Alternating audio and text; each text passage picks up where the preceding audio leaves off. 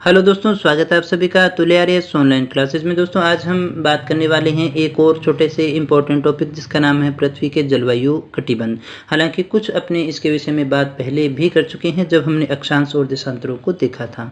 तो ये जो टॉपिक है वो आपकी रीट एसएसटी की 6ठी यूनिट का टॉपिक है जो आपके सिलेबस में नए जोड़े गए हैं। हम नए जोड़े गए टॉपिक्स को पढ़ रहे हैं।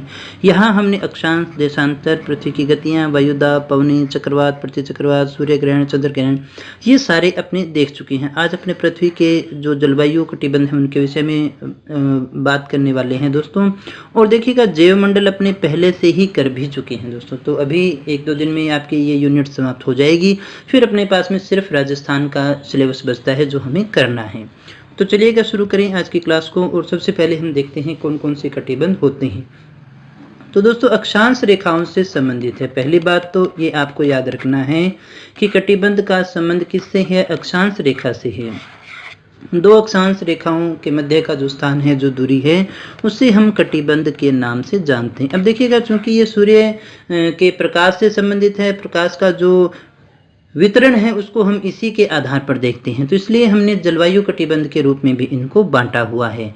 तो दोस्तों कौन कौन से हैं? यहाँ पर 3 मुख्य जलवायु कटिबंध है जिनकी अपने बात करते हैं। नंबर 1 तो आता है उष्ण कटिबंध, दूसरा आता है शीतोष्ण कटिबंध और तीसरा आता है दोस्तों शीत कटिबंध। ये 3 कटिबंध है जिनके विषय में हमें चर्चा करनी है।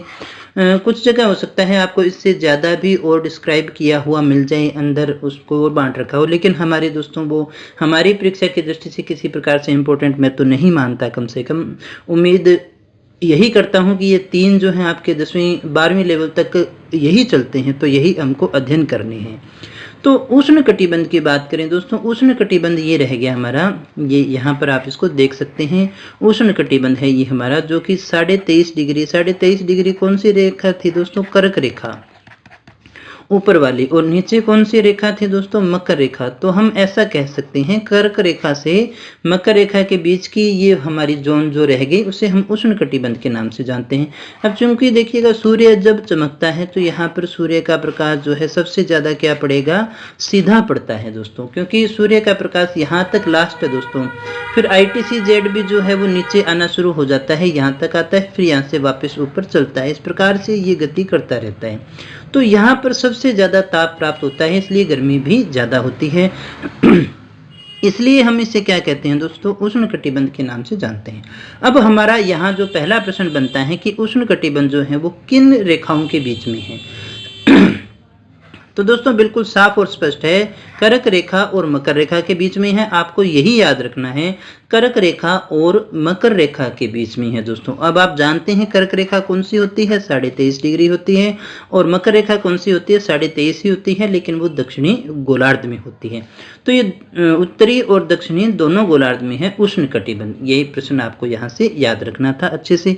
दूसरे कटिबंध की बात करें हमारे पास में, तो वो आ गया शीतोष्ण। यहाँ देखिएगा शीत है और यहाँ उष्ण है, तो इस शीत का प्रभाव भी यहाँ पड़ेगा, इस उष्ण का प्रभाव भी यहाँ पर पड़ता है, इसलिए इसमें दोनों के गुणधर्म यहाँ पर देख पा रहे हैं। और शीतोष्ण कटिबंध जो है वो कितने से कितने के बीच में है? तो आप इसको याद रखिएगा दोस्तों, कर्क रेखा से आर्कटिक रेखा के बीच में। कर्क रेखा से किसके बीच में है दोस्तों? आर्कटिक रेखा के बीच। यही आपके सबसे इंपॉर्टेंट प्रश्न है जिनमें से प्रश्न पूछा जाना है। अब आपको यह ध्यान है कि आर्कटिक रेखा कौन सी होती है? 66.5 डिग्री उत्तरी अक्षांश। और नीचे जाएं तो देखिएगा अंटार्कटिक रेखा, ये 66.5 डिग्री है, जिसे हम क्या कहते हैं दोस्तों? अंटार्कटिक रेखा के नाम से जानते हैं। तो ये मकर रेखा से अंटार्कटिक जो रेखा है उसके बीच में, और इधर ऊपर देखें तो कर्क रेखा से आर्कटिक रेखा से के बीच में है, 23.5 से 66.5 के बीच में है दोस्तों। तो उम्मीद करता हूँ ये बात आप समझ गए होंगे, और यही हमें सबसे ज़्यादा याद रखना है। उसके बाद में दोस्तों हम बात करें शीत कटिबंध की, तो ये देखिएगा आर्कटिक रेखा से 90 डिग्री जो हमारा उत्तरी ध्रुव रह गया उसके आसपास की जो बेल्ट है, और यही हमारा दक्षिणी गोलार्ध में रह गया शीत कटिबंध। 66.5 से ऊपर का जो एरिया रह जाता है दोस्तों। तो दोस्तों यहाँ हमने जो सबसे पहले बात की है वो हमने बात की थी उष्ण कटिबंध की। तो उष्ण कटिबंध कहाँ से कहाँ तक था दोस्तों? आपको ये बात जो याद रखनी है इसको बिल्कुल आप दिमाग में बिठा लीजिएगा। कर्क रेखा से मकर रेखा के बीच में है, तो ये हमारा पहला था। दूसरा हम बात करें शीतोष्ण की, तो दोस्तों शीतोष्ण कहाँ से कहाँ तक है दोस्तों? तो शीतोष्ण रह गया हमारा कर्क रेखा से आर्कटिक रेखा, क्योंकि ये दोनों अलग अलग हो गई, अलग अलग देखो गोलार्धों में है। और दूसरा रह गया मकर रेखा से अपना कहाँ तक रह गया? अंटार्कटिक रेखा तक। ये चीज़ आपको याद रखनी है, क्वेश्चन आपका सबसे इंपॉर्टेंट यहीं से बनता है। और ये कर्क रेखा मकर रेखा आपको याद होगा 23.5 डिग्री है, और ये आर्कटिक और अंटार्कटिक है ये 66.5 डिग्री है। ये दो बातें आपको याद रखनी है। तीसरा आपका आया शीत कटिबंध। तो शीत कटिबंध कहाँ से रह गया? 66.5 से लेकर के 90 तक दोनों गोलार्धों के अंदर।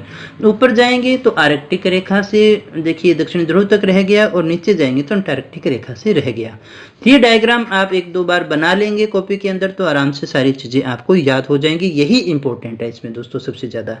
इसके बाद में दोस्तों थोड़ा और अपने डिटेल में देख लेते हैं कि तापमान के आधार पर पृथ्वी के जलवायु कटिबंध, क्योंकि ये जो बांटा गया है दोस्तों ये ताप के आधार पर है। सूर्य का ताप जिस प्रकार से हमें प्राप्त होता है उसी आधार पर बांटा गया है। तो सबसे पहले हम बात करें उष्ण कटिबंध की। तो उष्ण कटिबंध जो है निम्न अक्षांशों में है। अब याद करिएगा जब हमने अक्षांश देशांतर पढ़े थे तो हमने ये बात भी की थी कि निम्न अक्षांश कौन से हैं, उच्च अक्षांश कौन से हैं, और है ना जो अपने मध्य अक्षांश हैं वो कौन से हैं, उनको रिकॉल करने की कोशिश करिएगा। ये निम्न अक्षांश है। निम्न अक्षांश यहाँ पर हम ले रहे हैं 0 से 23.5 डिग्री उत्तरी और दक्षिणी गोलार्ध दोनों में, यानी भूमध्य रेखा से कर्क रेखा तक और उत्तरी गोलार्ध में हो गया ये तो, और दक्षिणी गोलार्ध में भूमध्य रेखा से मकर तक। ये दो बातें हमें याद रखनी है। अब इस जलवायु कटिबंध की विशेषता क्या होगी दोस्तों? यहाँ जलवायु वर्ष भर गर्म और आर्द्र रहेगी। आर्द्र इसलिए क्योंकि काफी यहाँ पर समुद्री बेल्ट हो गया, और गर्म इसलिए क्योंकि सूर्य की जो किरणें हैं वो सीधी यहाँ पर प्राप्त होती रहती हैं। और यहाँ देखिए याद रखिएगा सूर्य की किरणें वर्ष में कम से कम एक बार तो लंबवत पड़ती ही पड़ती हैं, क्योंकि ये हमने देखा था कर्क से मकर रेखा के बीच में कभी ये सामने आ जाएगा, कभी ये सामने आ जाएगा घूर्णन के कारण। तो एक बार तो प्रत्येक स्थान पर जो है वो लंबवत पड़ती ही पड़ती है। मौसम में यहाँ ज़्यादा परिवर्तन नहीं होता है, गर्मी और सर्दी में एक जैसा ही रहता है। उष्ण कटिबंध के अंदर हम बात कर रहे हैं दोस्तों, यहाँ भारत, श्रीलंका और ब्राज़ील का कुछ हिस्सा आता है दोस्तों। भारत का जो अपने 23.5 से नीचे का जो हिस्सा आ गया वो इसमें आता है। हम किसके आधार पर, हम जलवायु नहीं, हम जलवायु कटिबंध की बात करें तो यही भारत हमारा जो उसमें आता है दोस्तों। हालांकि जलवायु के लिए खाली हम एक ही चीज़ को जो है लागू नहीं कर सकते, इसके अलावा भी बहुत सारी चीज़ें और भी होती हैं, उच्चावच भी होते हैं, लेकिन कटिबंध के आधार पर आपको यही याद रखना है कि भारत हो गया, श्रीलंका हो गया, ब्राज़ील हो गया। यहाँ आपसे जो प्रश्न पूछा जा सकता है उष्ण कटिबंध में कौन कौन से आते हैं, या फिर 0 से 23 वाला कौन सा कटिबंध होता है, कौन से गोलार्ध में कहाँ तक है, कौन से गोलार्ध में कहाँ तक नहीं है, दूसरा इसमें कौन कौन सा देश या कंट्री आती है, या फिर इसमें से कौन सी विशेषता है या नहीं है। किसी भी प्रकार से प्रश्न पूछे इनमें से आप आराम से निकाल लेंगे। फिर हम बात करते हैं दूसरे जो कटिबंध है शीतोष्ण कटिबंध के विषय में। ये मध्य अक्षांशों में पाया जाएगा। मध्य अक्षांश यहाँ हम बात कर रहे हैं 23.5 से 66। 23.5 कर्क, और नीचे देखें तो मकर रेखा रह गई, ऊपर देखें तो आर्कटिक रह गया, और नीचे देखें तो अंटार्कटिक जो अपना व्रत है वो रह गया दोस्तों। अक्षांशीय स्थिति और विस्तार है उत्तर से दक्षिणी अक्षांशों में कर्क रेखा से आर्कटिक रेखा तक और मकर रेखा से अंटार्कटिक रेखा तक। ये अभी हमने मानचित्र में देखा भी था। और यहाँ की विशेषताओं को देखें तो यहाँ जलवायु बड़ी सुहावनी रहती है दोस्तों। तो देखिएगा गर्म ठंडा दोनों मिल गए ना, थोड़ी गर्मी थोड़ी ठंडी दोनों चीज़ें यहाँ मिलती हैं, तो मौसम बड़ा सुहावना रहता है, जलवायु सुहावनी है। सूर्य कभी भी यहाँ पर पूरी तरह से सिर पर नहीं आता है दोस्तों, क्योंकि उसके बाद में तिरछा होना शुरू हो गया ना, कर्क रेखा से ऊपर सूर्य जाता नहीं है। यहाँ मौसम आपको बसंत है, गर्मी है, पतझड़ है, सर्दी है, ये सारी ऋतुएं आपको अलग अलग देखने को मिलती हैं। अब इसमें आता कौन कौन सा? उत्तरी गोलार्ध की बात करें, ब्रिटेन है, दक्षिणी गोलार्ध में न्यूजीलैंड, ये प्रमुख जो दो देश हैं ये यहाँ पर आपकी बुक में भी दिए गए हैं, और ये आपको विशेषता याद भी करनी है दोस्तों। उत्तरी गोलार्ध में ब्रिटेन और दक्षिणी गोलार्ध में न्यूजीलैंड। बाकी आप इसको देख लीजिएगा, कर्क रेखा और मकर रेखा के बीच में मैंने फिर से आपको ये कहा है, पहले भी कहा है कि आप वर्ल्ड मैप को ज़रूर देखें, कम से कम अपने सामने रखें जब आप विश्व का भूगोल पढ़ रही हों तो दोस्तों यहाँ क्वेश्चन क्या है, शीतोष्ण कटिबंध कहाँ से कहाँ तक है, 23.5 से 66.5 डिग्री उत्तरी अक्षांश में और 23.5 से 66.5 डिग्री जो है वो दक्षिणी अक्षांशों में आता है। विशेषता जलवायु सुहावनी है, सूर्य कभी भी सिर पर चमकता नहीं है, बसंत गर्मी पतझड़ सर्दी जैसी ऋतुएं यहाँ पर देखने को मिलती हैं। इसके बाद में दोस्तों हम बात करते हैं शीत कटिबंध के विषय में। कौन सा कटिबंध है हमारे पास में, शीत कटिबंध। ये शीत कटिबंध जो है कहाँ से कहाँ तक है, 66.5 से 90 डिग्री तक उत्तरी और दक्षिणी अक्षांशों में। यानी ऊपर जाएं तो आर्कटिक रेखा जो हमारी 66.5 डिग्री थी वहां से उत्तरी ध्रुव तक हो गया, और दक्षिण में जाएं तो 66.5 डिग्री जो अंटार्कटिक रेखा थी हमारी उससे दक्षिणी ध्रुव तक का जो बेल्ट है हमारा वो आ जाता है दोस्तों। जहाँ पर हम ये बात करें यहाँ 66.5 डिग्री से दक्षिणी ध्रुव तक, और यहाँ भी 66.5 से दक्षिणी ध्रुव तक जो हमारा रह गया, ये वाली जो बेल्ट है वो इसमें आती है। विशेषताओं की बात करें, ये ठंडे प्रदेश हैं दोस्तों, यहाँ पर सूर्य कभी सिर पर चमकता ही नहीं है। ये स्थान अधिकांश आपको क्या मिलेंगे, बर्फ से ढके हुए मिलते हैं, बहुत ठंड होता है। और ये भी आपको ध्यान में होगा, यहाँ 6 महीने का दिन और 6 महीने की रात होती है, इसलिए यहाँ पर बहुत कम लोग बसते हैं, और विशेषतः तो अनुसंधान वाले लोग ही यहाँ पर जाया करते हैं दोस्तों। उत्तर में आर्कटिक प्रदेश है और दक्षिण में अंटार्कटिका, यानी उत्तर का आर्कटिक है वो इसमें शामिल है और अंटार्कटिका जो है वो इसमें शामिल होता है, शीत कटिबंध में आता है। अगर कंट्रीज की बात करें तो कनाडा है, स्वीडन है, फिनलैंड है और नॉर्वे है दोस्तों। ये हमारे कौन से कटिबंध में आते हैं, ये शीत कटिबंध में आने वाले मुख्य देश हैं दोस्तों, जिनके नाम को आपको याद रखना है। तो शीत कटिबंध कहाँ से कहाँ तक, 66.5 से 90 डिग्री तक हो गया।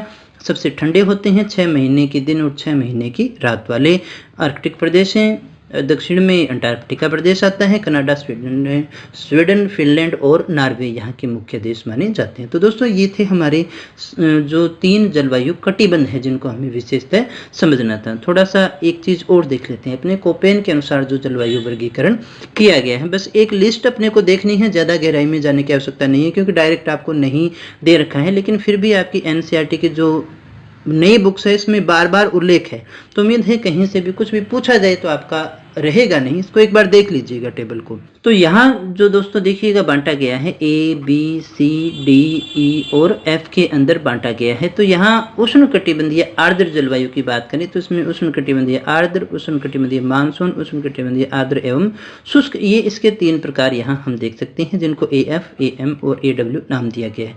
ये कैसे बने उनकी चर्चा भी हमें करने की आवश्यकता नहीं है। उष्ण कटिबंधीय आर्द्र जो है इसमें कोई शुष्क ऋतु नहीं आती। उष्ण कटिबंधीय मानसून ये हमारे यहाँ पर आता है, तो यहाँ पर मानसून है, लघु शुष्क ऋतु भी हमें देखने को मिलती है।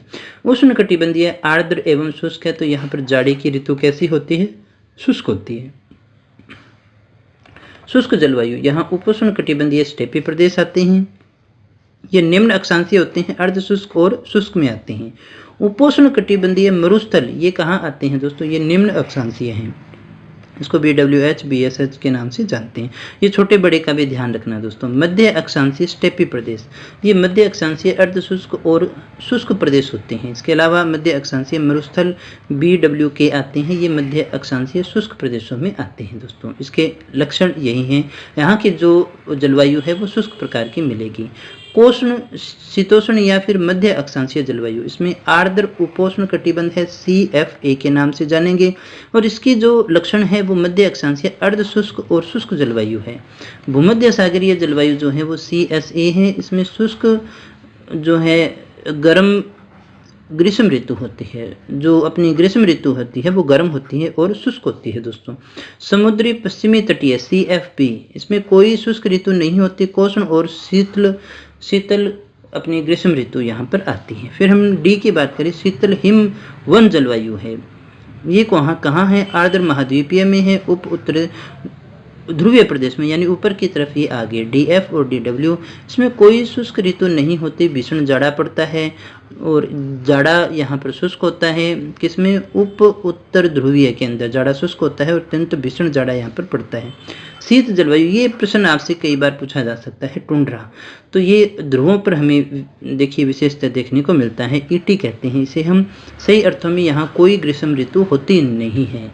ध्रुवीय हिम टोपी, ये EF है, सदैव हिमाच्छादित जो प्रदेश हिम से आच्छादित रहता है। उच्च भूमि, उच्च भूमि कौन सी रहेगी दोस्तों, H के नाम से जानते हैं, ये हिमाच्छादित उच्च भूमियाँ हैं दोस्तों।